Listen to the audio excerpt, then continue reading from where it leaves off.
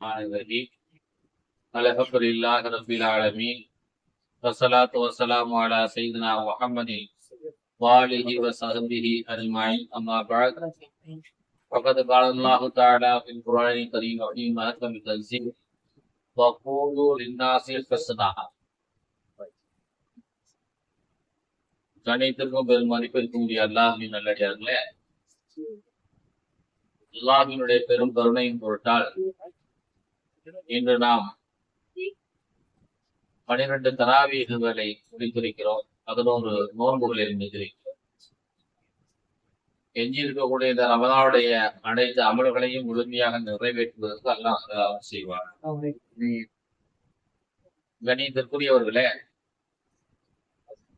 திருக்குர்ஆன்ல அல்லாஹ் ஜல்லஷானஹு வ தஆலா கூலு லின்னாஸி ஹுஸ்னா, நீங்க மக்களிடத்தில் பேசினாக்க நல்லதையே பேசுங்க என்று அல்லாஹ் சொல்லுகிறார். மக்களிடத்துல பேசுனா நல்லதையே பேசுங்க. மற்றொரு இடத்துல அல்லாஹ் சொல்லுவான் கூலு கௌலன் லய்யினா.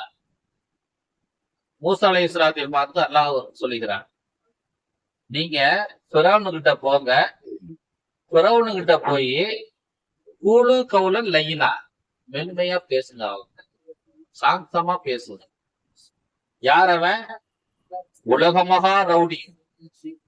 சொல்லணும்னா எப்படி சொல்லணும்? ஃபிரௌன் யாரு? உலகமகா ரவுடி. இன்னைக்கு அமெரிக்காவினுடைய அதிபர் எப்படி அடாவடித்தனமாக நடந்து கொள்கிறாரோ அதை விடவும் பல ஆயிரம் மடங்கு பெரிய ரவுடி அவன்.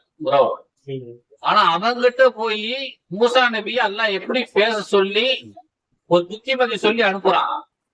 உண்மையா பேசுங்க அவன் அப்படிங்கிறாங்க. அப்ப நம்ம என்ன நினைப்போம், அவங்களுடைய தரத்துக்கு தகுந்த மாதிரி நம்ம பேசணும் அப்படின்னு தான் நம்ம சொல்லி கொடுப்போம். ஐஏஎஸ்ஸா அதுக்கு தகுந்த மாதிரி பேசு, ஒரு சாதாரண பாமரனா அவனுக்கு தகுந்த மாதிரி பேசு என்றுதான் நாம் சொல்லி கொடுப்போம். ஆனால் அல்லாஹ் தஆலா அவ்வளோ பெரிய அயோக்கியங்கிட்ட போய் நீ மென்மையா நேர்மையா நீதியா சரியா பேசுங்க என்று மூசா அலைஹிஸ்ஸலாம் அவர்களுக்கு அல்லாஹ் தஆலா சொல்லித் தருகிறான் என்றால் அதனுடைய தத்துவத்தையும் அதனுடைய உண்மையையும் அதில் இருக்கக்கூடிய உண்மைகளையும் நான் புரிந்து கொள்ள வேண்டும். அதுதான் சரியானது. எல்லா காலத்துக்குமே ஆளுக்கு தகுந்த மாதிரிலாம் எல்லா காலத்திலும் பேசிட்டு இருக்க முடியாது. அது சில இடங்கள்ல எடுக்கும், பல இடங்கள்ல காலவாரி விட்டுரும். அதனால எல்லா இடத்திலையுமே நல்லதையே பேசுங்க, அது சரியாகவே இருக்கும் என்று அல்லாஹ் தஆலா சொல்கிறார். இதன் மூலமா நாம புரிஞ்சிக்க வேண்டியது என்னன்னா, பிறருடைய உள்ளங்களை காயப்படுத்தும் விதமான வார்த்தைகளை நம்முடைய வாழ்நாளில் பயன்படுத்தவே கூடாது. பிறருடைய உள்ளங்களை புரிஞ்சிக்கணும். பிற மனிதர்களை நம்ம படிக்கணும். நாம புத்தகத்தை படிக்கிறோம், வாழ்க்கையை நம்ம படிச்சுக்கிறோம், தொழிலை நம்ம படிக்கிறோம். ஆனா பிற மனிதர்களுடைய உள்ளங்களை நாம் படிப்பதே கிடையாது. பெருமானார் ஸல்லல்லாஹு அலைஹி வஸல்லம் அவங்க கஅப் இப்னு மாலிக் என்கிற ஒரு நபித்தோழர் ரசூலுல்லாஹ்வை பார்க்க வராங்க. வந்த உடனே ரசூலுல்லாஹி ஸல்லல்லாஹு அலைஹி வஸல்லம் அவங்க எழுந்து நின்று அவங்கள வரவேற்று அவங்களுக்கு ஒரு கோவையை போட்டு சால்வையை போத்தி வாங்க வாங்க வாங்க வாங்க அப்படின்னு உட்கார வைக்கிறாங்க. ஏன்னா அந்த கஅப் இப்னு மாலிக் இருக்கிறார் இல்லையா, அவர் அதெல்லாம் விரும்புவார். தன்னை ஒரு சபையில 10 பேர் மரியாதை பண்ணணும் அப்படின்னு அவர் விரும்புவார். அதை பெருமானார் புரிந்து கொண்டு அவர் அப்படி கண்ணியப்படுத்தினாங்க. அதனால அவர் என்ன செய்யறாருன்னா ரசூலுல்லாஹி ஸல்லல்லாஹு அலைஹி வஸல்லம் அவங்களுக்கு முழுமையா கட்டுப்பட்டு கிடக்கிறார். ரசூலுல்லாஹி சொன்னா கரெக்டா தான், ரசூலுல்லாஹி எது செஞ்சாலும் சரியாதான். அதாவது பெருமானார் ஸல்லல்லாஹு அலைஹி வஸல்லம் அவங்களுடைய மாமனார் ஒருத்தர், அதாவது பெருமானார் ஸல்லல்லாஹு அலைஹி வஸல்லம் அவங்களுடைய சஃபியா அவங்களுடைய தகப்பனார் நினைவுக்கு வரல. வந்தது மக்காவின் போது ரசூலுல்லாஹ் சொல்றாங்க, யார் காபத்துல்லாஹ்க்குள்ள நுழைந்து கொள்கிறார்களோ அவர் பாதுகாக்கப்படுவார், யார் இன்னாருடைய வீட்டுக்குள்ள நுழைந்து கொள்கிறார்களோ அவர்கள் பாதுகாக்கப்படுவார்கள் என்று ரசூலுல்லாஹி ஸல்லல்லாஹு அலைஹி வஸல்லம் அவங்க சொல்றாங்க. அவரு ஒரு 20 மணி நேரத்துக்கு முன்னாலதான் முஸ்லீம் ஆனார். ஆனா ரசூலுல்லாஹி ஸல்லல்லாஹு அலைஹி வஸல்லம் அவங்க மக்காவுக்குள்ள இறங்குனதுமே அவங்க சொல்லுகிற வார்த்தை என்னன்னா, காபத்துல்லாக்குள்ள இருக்கிறவங்களுக்கும் பாதுகாப்பு கிடைக்கும். இவருடைய வீட்டுக்குள்ள யார் தஞ்ச புகிறார்களோ அவர்களுக்கும் பாதுகாப்பு கிடைக்கும் என்று சொல்கிறார் சஹாபா அபூ சுஃபியான். சஹாபாக்கள் கொஞ்சம் வருத்தம், காபாவும் அபூ சுஃபியானுடைய வீடும் சமமா அப்படின்னு கேட்கிறாங்க. ஏன்னா காபாக்குள்ள போறவங்களுக்கும் பாதுகாப்பு, அபூ சுஃபியானுடைய வீட்டுக்கு போறவங்களுக்கும் பாதுகாப்புனா எந்த அர்த்தம் இது அப்படின்னு 20 மணி நேரம் 15 மணி நேரத்துக்கு முன்னால்தான் அவர் முஸ்லீமாகவே ஆகியிருக்கிறாரு. அவருடைய மனநிலையை புரிந்து கொண்டு அந்த வார்த்தையை சொல்லும் பொழுது அவர் என்ன செய்கிறார், இன்னைக்குதான் நம்ம முஸ்லீம் ஆனோம், ஆனால் நமக்கு ஒரு புதிய அந்தஸ்தை கொடுத்துட்டாரு அப்படின்னு பெருமானார் அவங்களுக்கு கட்டுப்பட்டு கிடந்தார் காலம் முழுவதும். அதுக்கு பிறகு சுல்லாஹி ஸல்லல்லாஹு அலைஹி வஸல்லம் அவங்க அவருடைய மகளை திருமணம் செஞ்சு வாழ்ந்துட்டு இருந்தாலும் கூட ரசூலுல்லாஹை எதிர்த்தார், மருமகனை எதிர்த்தார், கொல்லணும்னு நினைச்சார். அவருடைய யுத்தங்களுக்கு எதிராக நாம் வெற்றி பெறணும் என்று ஆசைப்பட்டார். ஆனா இன்னைக்கு இஸ்லாத்துக்கு வந்த பிறகு ரசூலுல்லாஹ் ஒரு வார்த்தையை சொன்ன பிறகு ஆக ரசூலுல்லாஹ் நம்மளை எல்லாத்தையும் மன்னிச்சுட்டாங்க அப்படிங்கிற ஒரு மன நிறைவை ரசூலுல்லாஹ் அவங்களுக்கு கொடுத்தாங்க. அந்த உணர்வுகளை நம்ம பார்க்கணும். பெருமானார் இடத்துல ஒரு பெண்மணி வராங்க. அவங்க வயல்ல விளைஞ்ச முதல் திராட்சை பழம் அதை கொண்டு வந்து ஒரு மாநிலத்துல கழுவி ரசூலுல்லாஹ் ஒரு 2 கொத்து இருக்கும். ரசூலுல்லாஹ்ட்ட கொடுத்த உடனே ரசூலுல்லாஹி ஸல்லல்லாஹு அலைஹி வஸல்லம் அவங்களுடைய வழக்கம் என்னன்னா, ஒரு பழம் 2 பழத்தை சாப்பிட்டுட்டு மற்றதெல்லாம் அப்படின்ட்டுருவாங்க, எல்லாரும் சாப்பிடுங்க அப்படின்னு கொடுத்துருவாங்க. பெருமானார் எடுத்து வாயில போடுறாங்க, சாப்பிட்டாங்க. அப்புறம் இந்த ரெண்டு சொல்லி முழுசா உட்கார்ந்து பெருமானார் ஸல்லல்லாஹு அலைஹி வஸல்லம் அந்த பழம் முழுவதையும் சாப்பிட்டு விட்டார். இந்த பெண்மணி அப்படியே உட்கார்ந்து இருக்கிறாங்க. ரசூலுல்லாஹி ஸல்லல்லாஹு அலைஹி வஸல்லம் அவங்க அந்த பழத்தை சாப்பிடுவதை பார்த்து அந்த அம்மா ரொம்ப சந்தோஷம் பூரி கொண்டு வந்து ரசூலுல்லாஹ் சாப்பிட்டாங்க. அம்மாக்கு ஒரு மன நிறைவு. விருந்துக்கு போறோம் வச்சீங்கன்னு சொல்றாங்கல்ல, வச்சு சாப்பிடும் பொழுது அவங்களுக்கு எவ்வளவு சந்தோஷமா இருக்குது. நமக்கு கொலஸ்ட்ரால் இருக்கு, பிபி இருக்கு, நமக்கு 1008 பிரச்சனை இருக்குது, அதெல்லாம் வேற.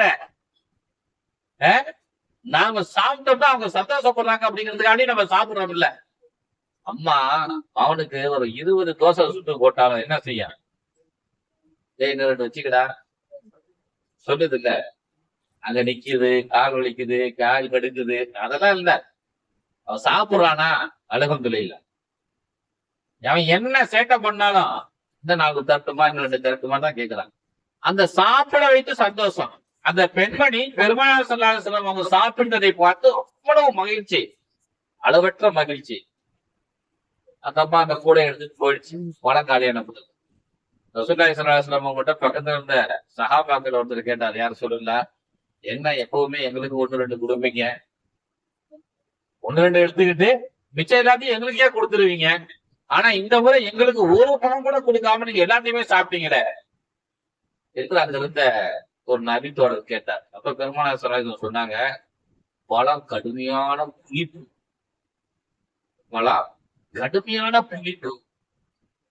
சமாளிக்க முடியல. நான் பாட்டுக்கு 2 வாயில போட்டு பார்த்தேன், சமாளிக்க முடியல. நான் உங்ககிட்ட கொடுத்துட்டேன்னா நீங்க என்ன செய்வீங்க அப்படின்றீங்க. புளிப்பு தாங்க முடியாம உடம்பு கை காலெல்லாம் ஆடும், எனக்கு வேணாம் உனக்கு வேணாம்னு சொல்லி எல்லாருமே தள்ளி விடுவீங்க. அப்ப அந்த அம்மா அதான் புளிக்கிற பழத்தை கொண்டு வந்து கொடுத்துட்டமேன்னு அந்த அம்மா மனசு வருத்தப்படும். அந்த அம்மா மனசு வருத்தப்படக்கூடாது இருக்கிறதுக்காக அவ்வளவு புளிப்பை நானே தாங்கிக்கிட்டேன். அதாவது ரசூலுல்லாஹ் கஷ்டத்தை தாங்கிக்கிட்டு அவங்க சந்தோஷப்பட வைக்கிறாங்க. இந்த மனநிலை பிறருடைய உணர்வுகளை மதித்தல் என்கிற மனநிலை எவ்வளவு உயர்ந்தது. இது இஸ்லாத்துல ஒரு சட்டமாகவே இருக்கு. இஸ்லாத்துல ஒரு சட்டமே இருக்குது. பெருமானார் ஸல்லல்லாஹு அலைஹி வஸல்லம் சொல்லுவாங்க, ஜாபிர் ரலியல்லாஹு அன்ஹு அவங்க இந்த ஹதீஸ் அறிவிக்கிறாங்க, மன் அக்கல சௌமன் வ மஸலன் ஃபல்யஅ்தஸில்னா அவ் ஃபல்யஅ்தஸில் மஸ்ஜிதனா வல்யக்உது ஃபீ பைத்திஹி. யாரு வெள்ளை பூண்டு, வெங்காயம் இதெல்லாம் பச்சையா சாப்பிட்டாங்களோ அவங்க நம்மளை விட்டு கொஞ்சம் தூரமாவே இருக்கட்டும். ரசூலுல்லாஹ் சொல்றாங்க, என்னை விட்டு கொஞ்சம் தூரமாவே இருந்த, இதே போல சபைகளுக்கு வந்து நீங்க கலந்துக்காரு. மஸ்ஜிதனா, நம்ம பள்ளிவாசல் கூட நீங்க வர வேணாம். இமாம் ஜமாத்தோட தொழக்கூடிய பள்ளிவாசலுக்கு கூட நீங்க வர வேணாம். நீங்க வீட்லயே உட்காந்து ஏதோ நீங்க ஆசைப்பட்டு சாப்பிட்டீங்க, ஆனா பள்ளிவாசலுக்கு வராது. ஏன்?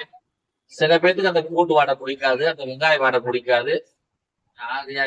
நம்ம பிரியாணி சாப்பிட்டுட்டு 12:30 மணிக்கு கல்யாணம் முடிஞ்சிருக்கோம், முதல் பத்தியில உட்காந்து பிரியாணி சாப்பிட்டு இருப்போம்.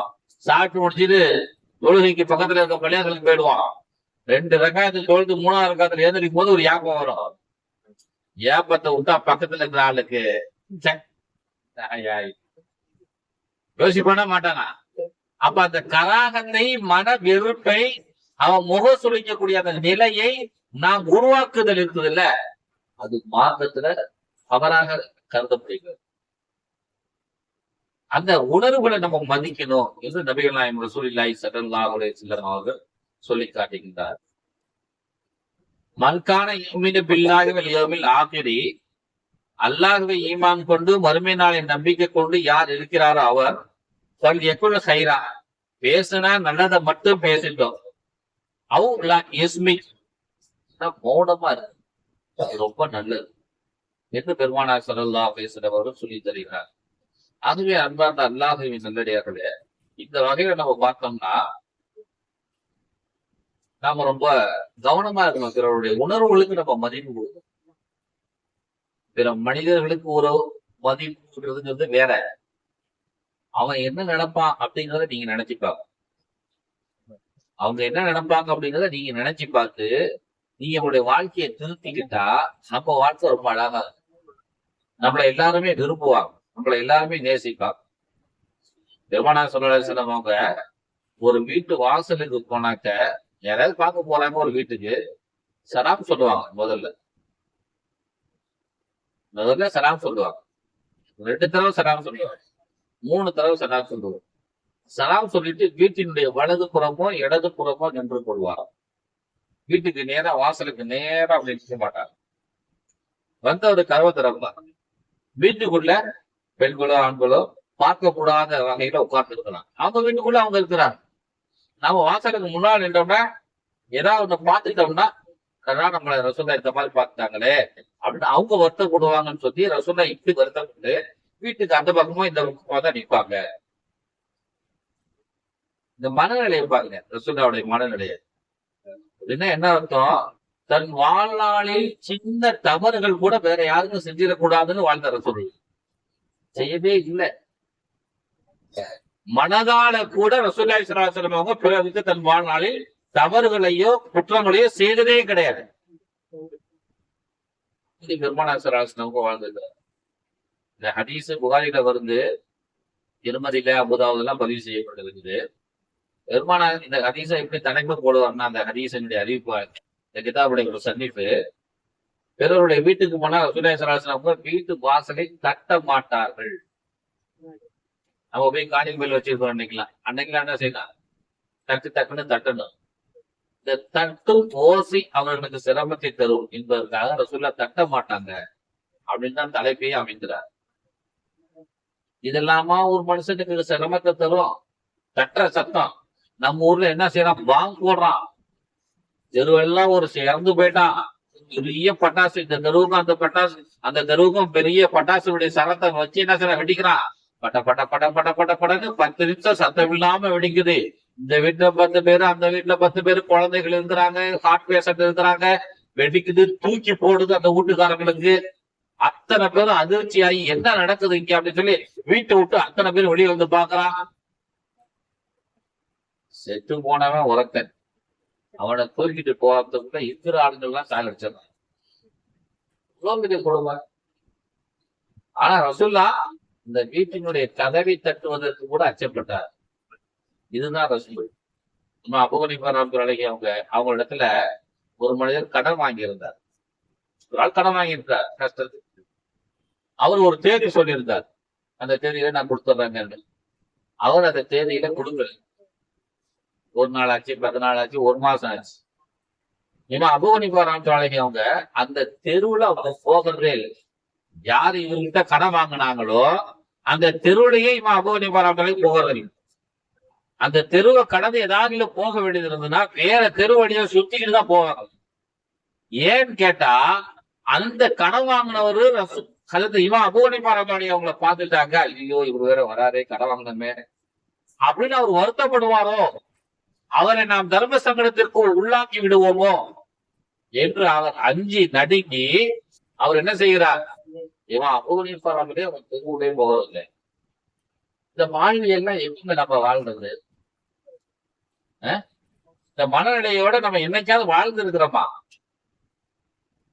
ஏதாவது ஒரு சந்தர்ப்பத்தில் இதெல்லாம் எப்ப வாழணும்னு தோணும்னா எல்லோரையும் நம்ம நேசிக்கணும். நம்ம அம்மாவை நேசிக்கிற மாதிரி, நம்ம பிள்ளைய நேசிக்கிற மாதிரி எல்லா மனிதர்களையும் நேசிக்கணும். அவன் இந்துவா இருந்தாலும், கிறிஸ்டினா இருந்தாலும், வேற சாதிக்காரனா இருந்தாலும், சக முஸ்லீமாக இருந்தாலும், எல்லா மனிதர்களையும் நேசிக்கும் பொழுதுதான் இந்த மாதிரியான மனநிலை நமக்கு வரும். அதனால எல்லோரும் நேசிக்க வேண்டும், எல்லோரையும் நேசிக்க வேண்டும். கலைஞர் சொல்லுவார், எல்லோரும் நேசியுங்கள், எல்லோரையும் நேசியுங்கள். இந்த வகையில இப்படிப்பட்ட ஒரு பழக்க வழக்கத்தை நான் கற்றுக்கொள்ள வேண்டும்.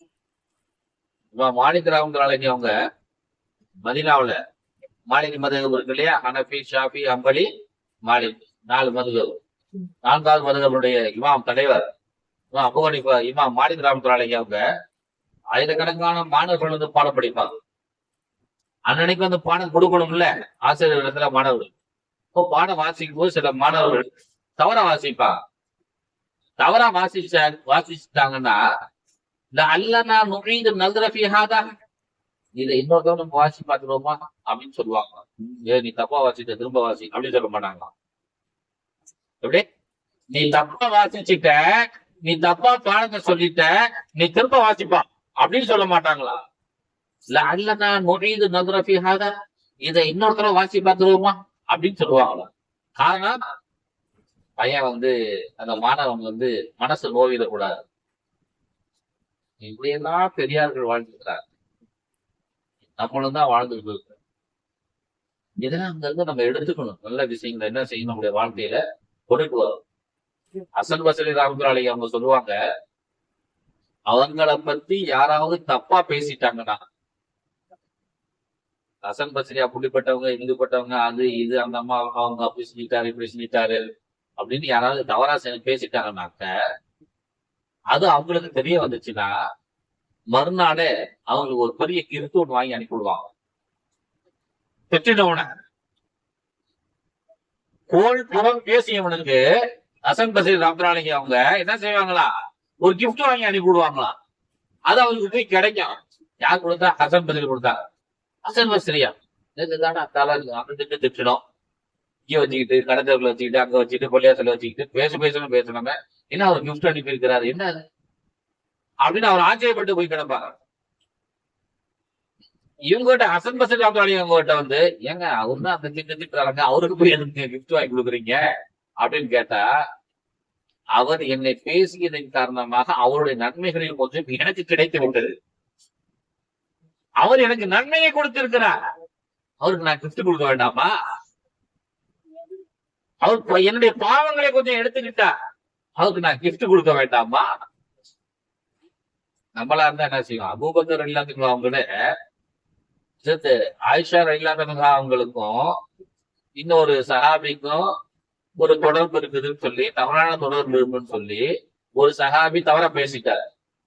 இதை கேட்ட உடனே அந்த சஹாபியா ரசூலுல்லாஹி ஹஜரத் அபூபக்கர் ரலியல்லாஹு அவங்ககிட்ட உதவி பெற்றுக் கொண்டிருக்கக்கூடிய ஒரு சஹாபி. அவர் மகளை வேற ஒருத்தனோட தவறாக இணைத்து பேசிவிட்டார் ஆயிஷா அம்மாவா. அத பேசினவர் இருக்கிறார்கள, அவரு மாசம் அபூபக்கர் ரலியல்லாஹு அவங்க ஒரு கிஃப்ட் கொடுத்துக்கிட்டே இருப்பாங்க. ஒரு தொகை ஒண்ணு கொடுத்து அவரை வாழ வச்சுக்கிட்டு இருப்பாங்க. என்கிட்ட வாங்கி தின்னுட்டு, ஏன் வீட்டு உப்ப சாப்பிட்டுட்டு, என் மகளையே தப்பா பேசுறியா நீ, நான் உனக்கு இனிமேட்டு கொடுக்க மாட்டேன் அப்படின்னு அவர் சத்தியம் பண்ணிட்டார். உடனே நல்லா வசனத்தை அனுப்புறான்.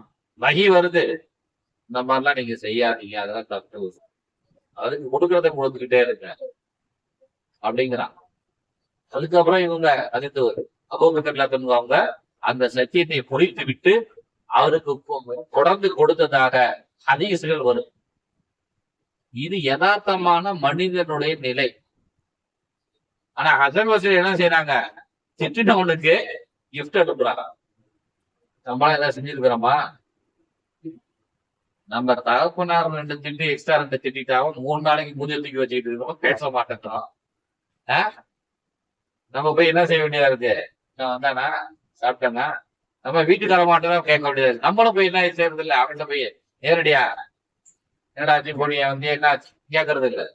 அப்ப மூஞ்சியை தூக்கி வச்சுக்கிட்டு இருக்கோம். என்ன ஒரு வெறுப்பு அதுல. நம்ம இவ்வளவு வீம்பாக இவ்வளவு ஒரு கெட்ட அசதாத்துகளோடு நாம் வாழ்ந்து கொண்டிருக்கிறோம். ஆகவே அன்பார்ந்த அல்லாஹ்வின் நல்லடியார்களே, பிறருடைய உணர்வுகளுக்கு நாம் மதிப்பளிக்க வேண்டும். இதுதான் இஸ்லாத்தினுடைய நாகரிகம். இதுதான் நபிகள் நாயகம் ரசூலுல்லாஹி ஸல்லல்லாஹு அலைஹி வஸல்லம் அவருடைய நாகரிகம் என்பதை நாம் புரிந்து கொண்டு வாழ்வதற்கு வல்ல அல்லாஹ் அருள் செய்வானாக. ஆமீன். வாஹிரு தஅவானா அல்ஹம்துலில்லாஹி ரப்பில் ஆலமீன். அஸ்ஸலாமு அலைக்கும் வரஹ்மத்துல்லாஹி வபரகாத்துஹு.